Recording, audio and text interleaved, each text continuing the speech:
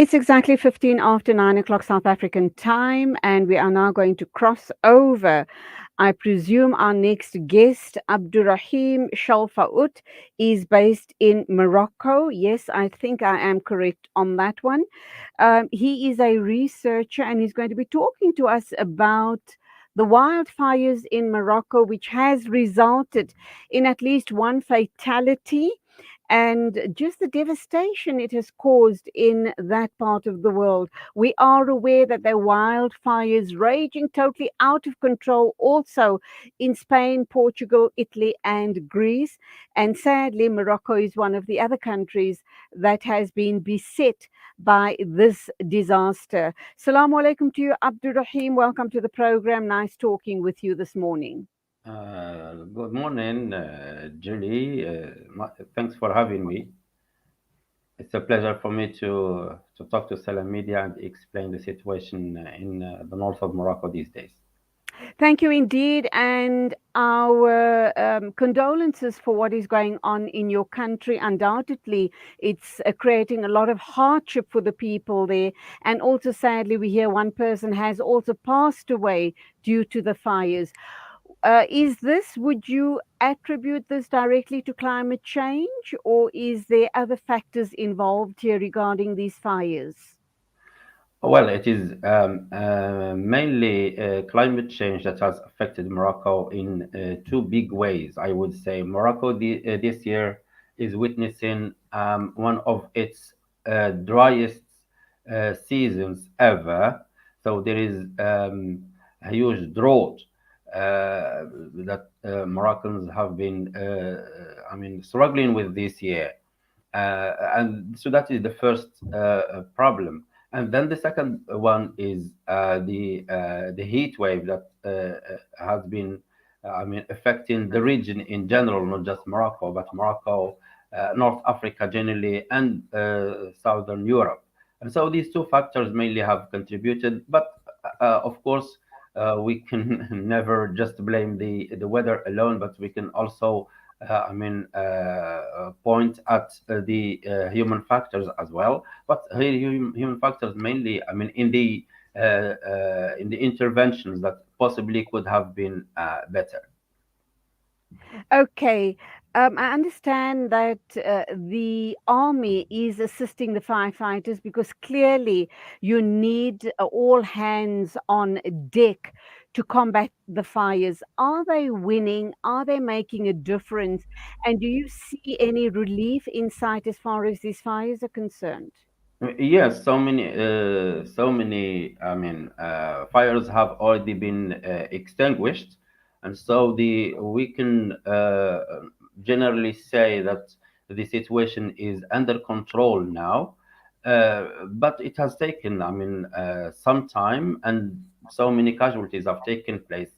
One person has been reported dead officially, but at the same time, so many other casualties have taken place in terms of, the forests that have been destroyed, the houses that have been destroyed, the families that have been deported, etc. It's situation, especially in that area in which we have a lot of, a rural background. It's not in the cities; it's in the rural background. And generally speaking, the rural background in Morocco, the suburbs, have a certain degree of poverty, and so that adds, insult to injury in those Absolutely. regions in where we have poor people, and so the impact is truly huge. We cannot, overlook that. Obviously, you're talking about people in the rural areas. The cities, I should imagine, are relatively protected Mm. and be prepared for such an eventuality. Let's hope it doesn't get to the towns and the cities. You are talking about poor people. So, what sort of aid and relief will be put in place for them? Because clearly, if we're talking such devastating fires, uh, probably their pieces of land that they've been farming on, their livelihood has been destroyed, their homes have probably been gutted. they're going to have to start from scratch. Is government and aid agencies going to be assisting them, or are they already on the ground to try and help these people rebuild, very especially in the areas where the fires have already been extinguished? Yes, certainly the authorities are intervening to provide that kind of help. During the pandemic, Morocco started a specific fund against catastrophes, and now that fund is being mobilized in order to intervene against these wildfires. So we have a preset fund specifically to deal with what, no matter what catastrophes occur, whether earthquakes or wildfires or whatever that affect a large number of people. And so that specific fund is now being resorted to in order to at least, minimize the harm that people have gone through. How are people contending with the heat wave? Because, as you've indicated, that Southern Europe is experiencing similar climate change conditions, including severe heat waves. We've just heard that in the UK, parts of the UK are experiencing temperatures above 41 degrees, which is totally unprecedented. Is that kind of, are the Moroccan people able to deal with that? And how are they protecting themselves against these elements? Unfortunately, maybe the protection measures need to be solidified. We heard about wildfires in Europe. I mean, in the last decade, in Russia, in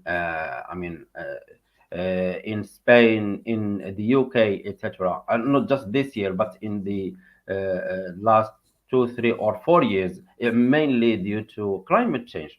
And possibly that should have been a warning enough for Moroccan authorities to be readier. Possibly people are not really that ready. This is now a sign that more measures should have already been taken, and possibly I would say that also maybe more preventive technologies would have been set in order to,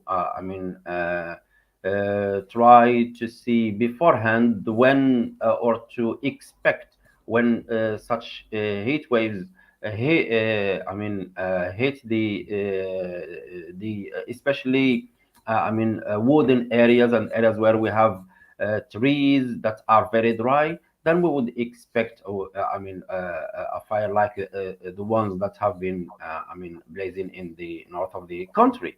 So possibly technology can help. Maybe buying more firefighting planes. Morocco already is equipped with many.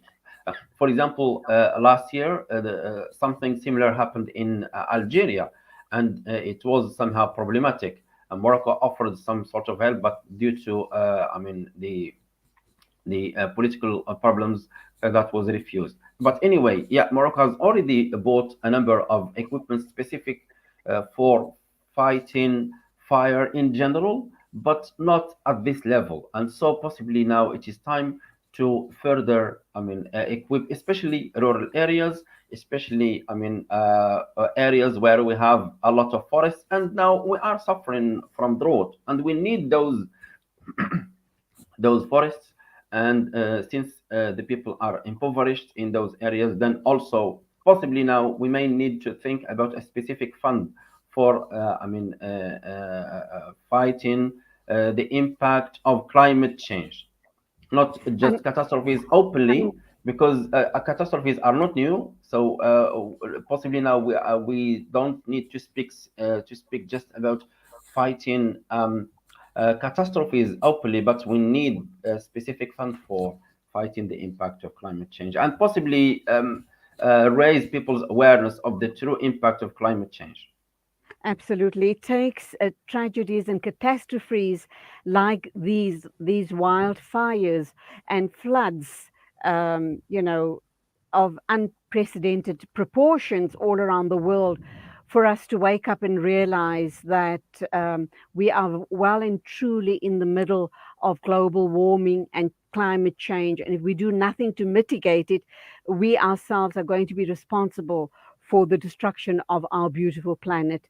Abdurrahim, shukran very much for being with us on air today. Once again, our duas with the people of Morocco and the people all around the globe suffering these natural catastrophes. But of course, we do know that they are man made. It's because of our carelessness over the years, over the century, that has led us up to this point. But hopefully, we'll start thinking more rationally and smartly about saving our planet. Thank you for being with us on air this morning. Salaam alaikum to you. The time is exactly Salam to 9:25 you too. a.m. So thanks for having me, and it was my pleasure. And of course, whenever you would like to, I'm ready to talk about Morocco, North Africa, etc. Thank you. We certainly will call on you again. Next, we are going to be playing a tribute video by Irfan Mangera. He's an activist, and the tribute, of course, is on dear late brother Don Matera. The time is exactly 9:26 a.m. Tell us what inspired you about Bradon's life. I met Pradon a couple of years ago in my activism years, and there was something always that stood out: his humility, but his ability to speak to us as young people with so much humor, with so much love and compassion, that we felt that we were part and parcel of the struggle with him, not that we were like a separate generation. And I think all the time he mentioned this love for children, and it inspired me to do the work I'm doing today, you know, to care for children, to care for human rights, to be able to not just transfer that, or rather to transfer that care into action, into practical solidarity. He was very much a solidarity activist, and sometimes people try to sanitize that solidarity to suit a narrative. But he was consistent from the days of apartheid to the present day democracy. He never ended in his commitment to the people, who oppressed people of the world. I think what stood out is he also mentioned my own family when we first spoke, from Fitas to Sophia Town, and from my own family who were forcibly removed from Fitas. He had such warm words to share, to understand that the trauma we faced as a family and the generation of myself and many of my young comrades is that we have the baton now, and we have to pass that on to newer generations and teach them of the struggle. And we do that through his words now and through